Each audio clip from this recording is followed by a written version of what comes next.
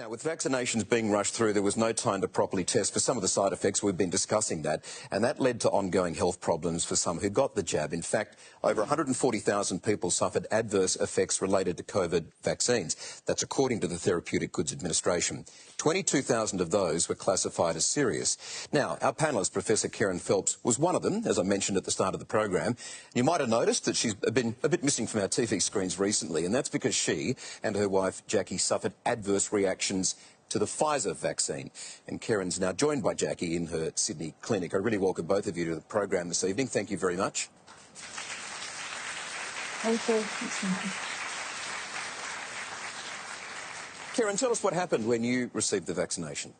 A week after I had the vaccine, having never had any problems with my heart or my blood pressure ever, my blood pressure went extremely high. My pulse rate went extremely high. I woke in the night with my heart pounding, being able to hear my pulse in my ears, something called pulsatile tinnitus.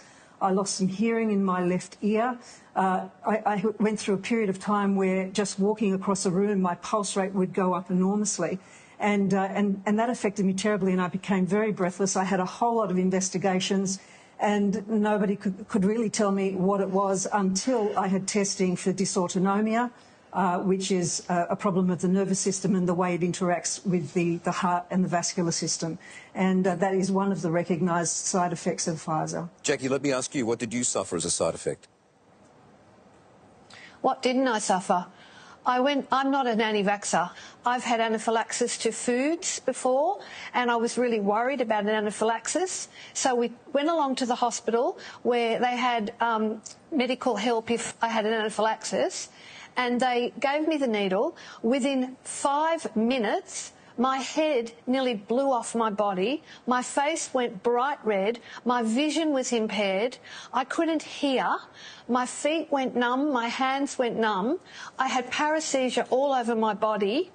And from that minute, my hair started falling out. I could hardly walk.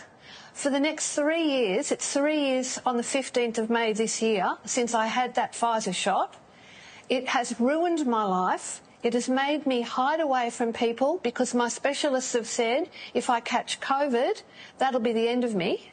So I can't have any more vaccines, and I wouldn't go near them with a 10-foot barge pole.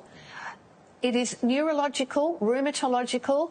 It's caused ongoing problems for me, and I've had to have a chairlift put into my house because I can't walk up and down stairs anymore. Kerryn, medically, I mean, obviously both of you are isolating as much as you can.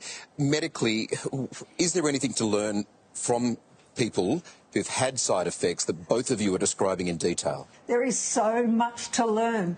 There's an incredible lack of medical curiosity about investigating this.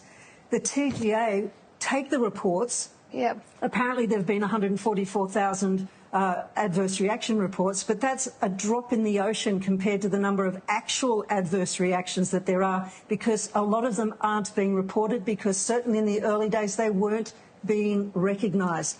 So there is so much that needs to happen to engage with people who have suffered vaccine injuries and for us to move forward. And to provide compensation, because the compensation scheme is hopeless. And then when the adverse reactions happen and people try to make a claim, and some people, their lives have been destroyed. Yep. 3 years I have suffered, and they said, you don't fit our compensation scheme. The criteria are extremely narrow, and it doesn't anywhere near cover the breadth of adverse reactions that people are suffering. Kerryn, we're going to continue with you on the panel as well, but Jackie, I want to thank you for sharing your story as well and the symptoms that you've described. Thank you very much for that this evening. Thank you.